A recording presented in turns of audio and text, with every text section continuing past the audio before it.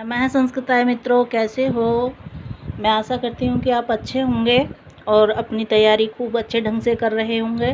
तो मित्रों, जो हमारी संस्कृत शब्दार्थ की जो प्रश्नोत्तरी की श्रृंखला चल रही थी, आज 148वें प्रश्न पर हैं और लगभग 25 क्वेश्चन हम डेली कराते हैं, 170 तक कराने हैं। ठीक है, तो चलिए, प्रश्न है नैपदस्य प्रातिपदिक रूपम अस्ति। नैपदस्य प्रातिपदिक रूपम अस्ति, तो ये है अस्मद्। ठीक है, अस्मद् का रूप है, उसमें ये प्रातिपदिक रूप है। ठीक है, अस्मद् शब्द का पंचमी एक वचन में क्या रूप होगा। अब देखिए, एक वचन पंचमी में एक वचन है, तो अहम माम मया मह्यम मत मम मई, तो माम मत पंचमी विभक्ति में हमारा मत आया था।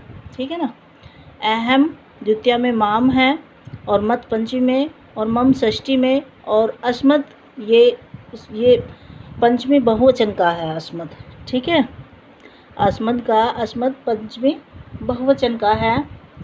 अस्मद शब्द के तृतीय विभक्ति के रूप बताइए, तृतीय के तीनों। ठीक है, तो अहम आवाम मयम मया आवाम अस्माभि, ये है तृतीय का। ठीक है ना, और मत आवाभ्यम अस्मत्, ये पंचमी का है। षष्ठी का मम आव्यो अस्माकम। ठीक है, अब चलिए, अस्मभ्यम शब्द रूप है अस्मत् शब्द के चतुर्थी बहुवचन का, इसी में ही है ये, अस्मत् शब्द के चतुर्थी बहुवचन का है। अस्मत् शब्द के पंचमी विभक्ति में दिए हुए रूपों में गलत कौन सा है। अब पंचमी विभक्ति देखनी है और उसमें जो एक गलत है अस्मत् शब्द रूप में, वो बताना है। मत आवाभ्याम अस्मत् अस्मभ्यम, तो ये अस्मभ्यम ही गलत है, क्योंकि अस्मभ्यम चतुर्थी बहुवचन का है। ठीक है, पंचमी में प्रथमा में एक वचन में मत और द्विवचन में आवाभ्याम और अस्मत् बहुवचन में है। ठीक है, अब देखिए, रोचते में एषः मयूरः में रेखांकित पद की प्रकृति विभक्ति तथा वचन बताइए। अब रेखांकित पद क्या है, में, तो ये युष्मत् चतुर्थी एक वचन है या अस्मत् षष्ठी द्विवचन है या अस्मत् चतुर्थी एक वचन है, तो ये अस्मत् चतुर्थी एक वचन है। अब अस्मत् चतुर्थी एक वचन कैसे है, क्योंकि ये जो में है ये चतुर्थी में है, जो वैकल्पिक रूप है, में का चतुर्थी में वैकल्पिक रूप है। ठीक है, कैसे, में, तो ये रोचते की वजह से, रुच धातु है ना, रुच धातु की वजह से चतुर्थी में आया, क्योंकि ये षष्ठी में भी आ सकता था ना, तो अब ये क्यों नहीं आया, क्योंकि रुच धातु है, रुच धातु में चतुर्थी में आया है, चतुर्थी एक वचन में। ठीक है, अब देखिए, अदस वह शब्द, अदस्मिस वह शब्द के स्त्रीलिंग पंचमी विभक्ति बहुवचन में रूप बताइए। अब देखिए, बहुवचन में स्त्रीलिंग के पंचमी बहुवचन हैं, तो इसमें बहुवचन के देखिए, पहले प्रथमा में अमुहु अमुहु अमुभि अमुभ्य अमुभ्य अमुषाम। ठीक है, तो अमुभ्य चतुर्थी और पंचमी में अमुभ्य है, इसलिए ये अमुभ्य ही होगा, न अमुष्य न अमु। अमु किस में होगा, बहुवचन में, प्रथमा और द्वितीय बहुवचन में है। ठीक है, और अमुया किस में है, ये तृतीय एक वचन का है, अमुया तृतीय एक वचन का है, और अमुष्य पंचमी और षष्ठी का है। तो ये आपका अमुभ्य किसका हुआ, पंचमी बहुवचन में हुआ। ठीक है, अदस शब्द का स्त्रीलिंग प्रथमा एक वचन का रूप बताइए। अब स्त्रीलिंग प्रथमा एक वचन, अब प्रथमा को देख लेते हैं सातों विभक्ति में।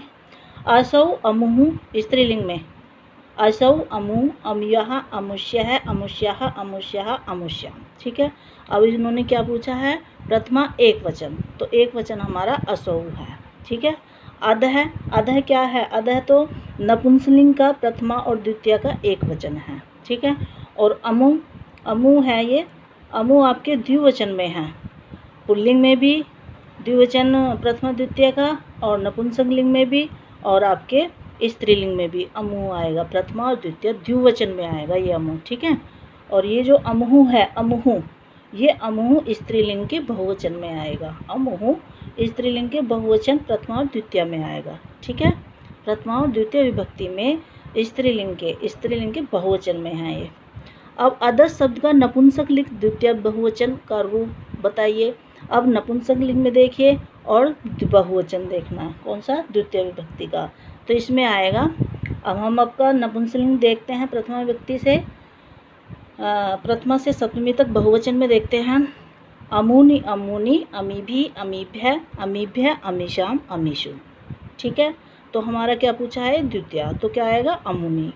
तो अमूनि कहाँ पर है, ये। ठीक है, अमू है ये द्विवचन में प्रथमा और द्वितीय, और आपका अमून है ये, हाँ जी,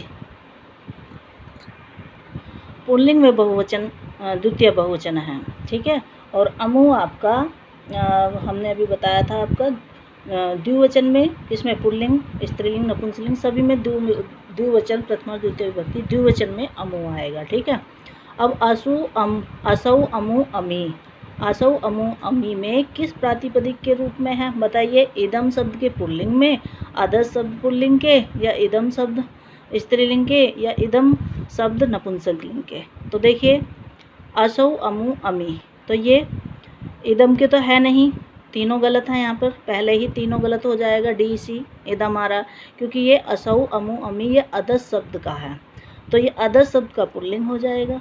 असौ अमू अमी प्रथमा विभक्ति तीनों वचन में आएगा। ठीक है, अब देखिए सर्वनाम शब्द एतद, स्त्रीलिंग षष्ठी विभक्ति बहुवचन का रूप बताना है। एतद में ये इदम ये गलत है, क्योंकि ऑप्शन जो दिए हुए हैं ये वैकल्पिक रूप हैं, ये गलत है ना। तो ये आपका ये एतद हमने चेंज कर दिया है।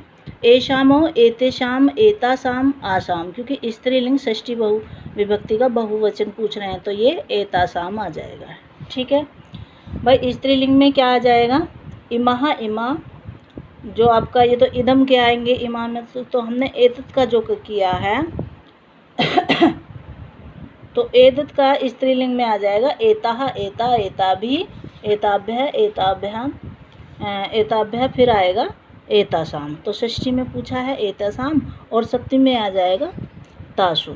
ठीक है, अब हमारा शह इमम, इमम स्त्री पश्चात्य रेखांकित शुद्ध पदम भविष्यति। अब हमें इसका बताना इमाम, अमूम, एतम या एताम, तो इसका आ जाएगा इमाम। ठीक है, आगे चलिए, इमाम क्या है, इमाम स्त्रीलिंग का द्वितीय एक वचन है, द्वितीय विभक्ति का एक वचन है इमाम। ठीक है, फिर देखिए पुल्लिंगे, आप किस में पूछ रहे हैं, ये पुल्लिंगे इदम शब्दस्य तृतीय बहुवचनम अस्ति।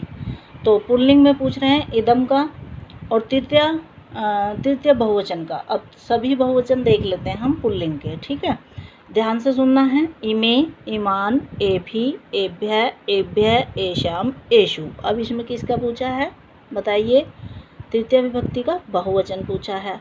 तो तृतीय विभक्ति का बहुवचन हमने अभी बताया था, इमे, इमान, एभी। तो एभी कहाँ पर है, देखो एभी हमारा यहाँ पर है, ये हो जाएगा।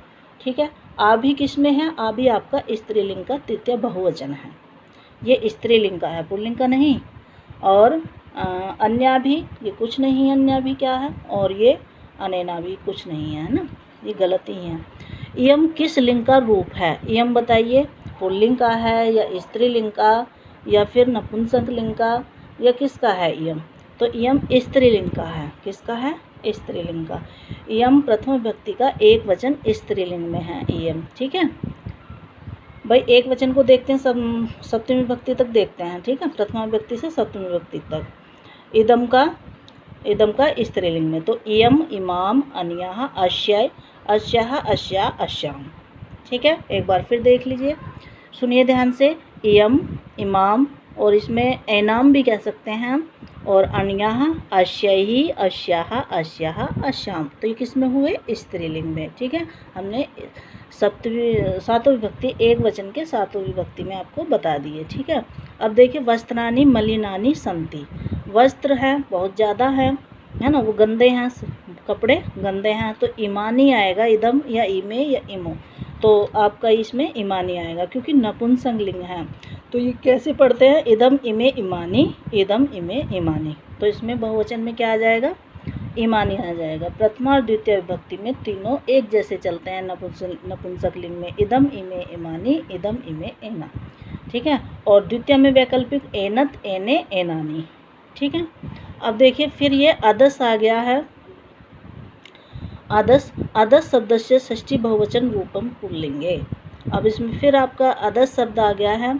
तो अदस में शब्द षष्ठी बहुवचनम रूपम, तो इसमें देखिए पुल्लिंग में पूछ रहे हैं, तो किसका पूछ रहे हैं?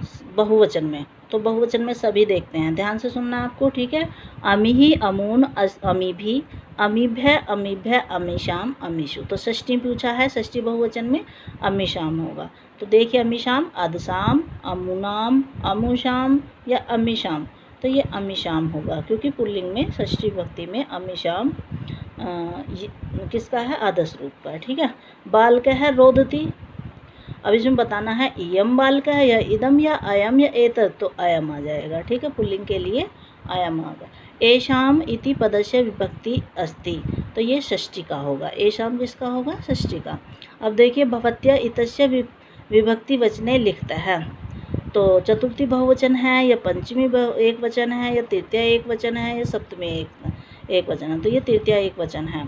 कैसे? भवान भवंतम भवता भवते, भवान भवंतम भवता भवते, भवतु भवतु भवति भवत, ठीक है। तो भवती शब्दस्य रूपम अस्ति, अभी हमने आपको बताया भवानी भवंतम या भवंतः या भवत्सु या भवती, तो ये भवती का होगा।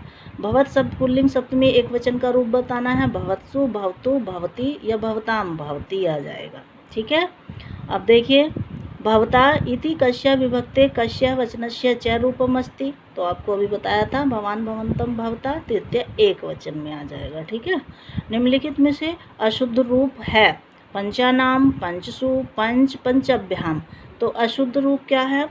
अशुद्ध रूप पंचभ्याम है। कैसे? क्योंकि जो पंच रूप है, पंच का जो रूप चलता है वो हमेशा बहुवचन में चलता है। पंच पंच पंच भी, पंच पंच पंच भी, फिर क्या आएगा?